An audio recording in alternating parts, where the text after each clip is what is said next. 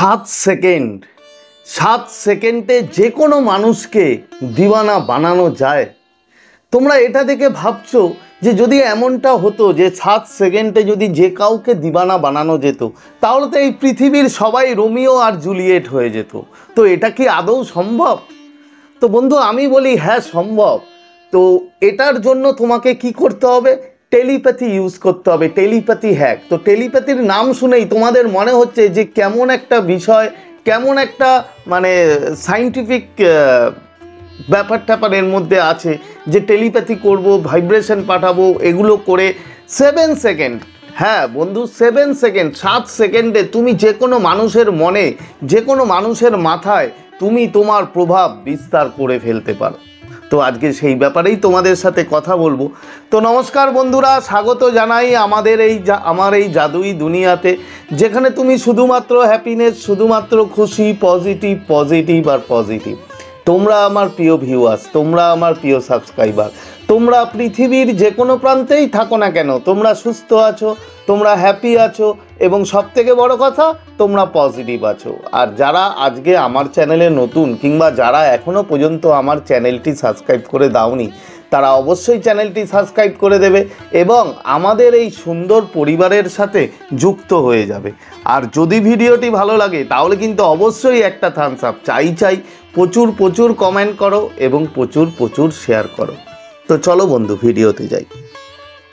দেখো, telepathy hack এটা করতে গেলে তোমাকে নিয়মিত অভ্যাস করতে হবে। তুমি ভেবো না যে তোমাকে এই ভিডিওতে যা বললাম সেটা করার সাথে সাথে তুমি করবে এবং সাথে সাথে তুমি রেজাল্ট পাবে, হয়তো তেমনটা না। তার কারণ তোমার মধ্যে যদি সেই অ্যাবিলিটি না থাকে, তোমার মধ্যে সেই অভ্যাস মানে যেটা করতে হয় যেভাবে, তো সেটা যদি না করতে পারো তাহলে কিন্তু তোমার বন্ধুর টাইম লাগবে। তাই এটা তোমাকে নিয়মিত অভ্যাস করতে হবে এবং তুমি যদি আগে থেকে অভ্যাস করে থাকো, তোমার যদি আগে থেকে সেই রকম ব্যাপার ট্যাপার তুমি করো তাহলে হয়তো তোমার কাছে এটা খুব সুন্দরভাবে কাজ করবে। এবার কথা হচ্ছে যে 7 সেকেন্ড, হ্যাঁ 7 সেকেন্ড একটা মানুষকে তোমাকে নিয়ে ভাবাবার কিংবা তার ব্রেনে তোমার প্রভাব বিস্তার করার জন্য অনলি 7 সেকেন্ড প্রয়োজন, এর বেশি দরকার হয় না।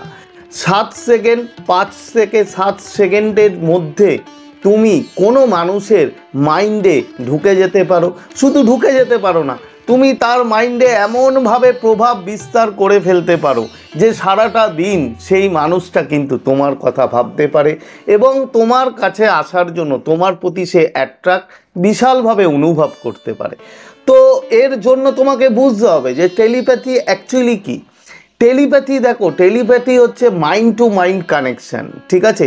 এমনটা অনেক সময় হয় যে আমরা কখনো কারোর কথা ভাবি আর কিছুক্ষণের মধ্যেই হয়তো তার কল কিংবা তার মেসেজ আমাদের চলে আসে।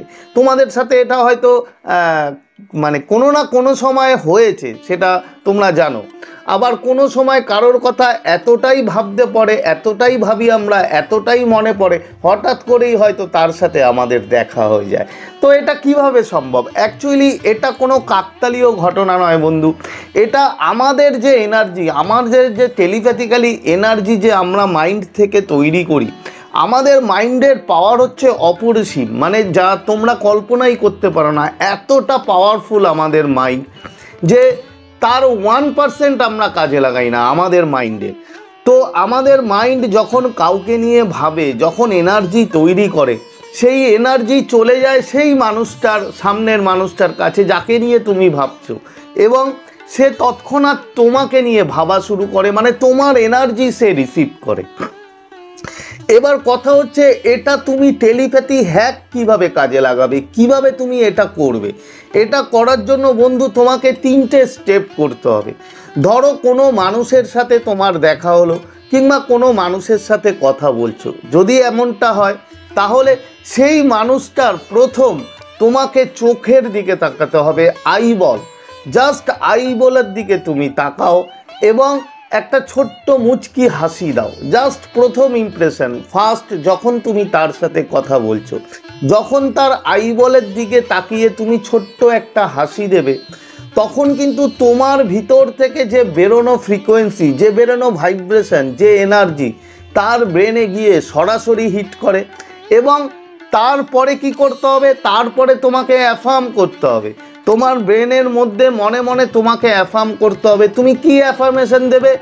যে তুমি আমার কাছে সেফ, তুমি আমার কাছে সিকিওর, তুমি আমার কাছে একদম পজিটিভভাবে থাকতে পারবে।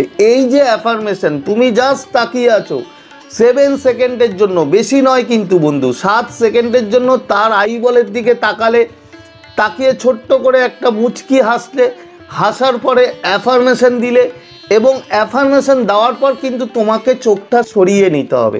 তুমি বেশিক্ষণ তাকিয়ে থাকবে না, কারণ যখনই তুমি বেশিক্ষণ তার দিকে তাকিয়ে থাকবে তখন কিন্তু সে নিজেকে অনেকটা ভয় পাবে, এবং ভয় যখন পাবে তখন কিন্তু সে কনফিডেন্স পাবে না।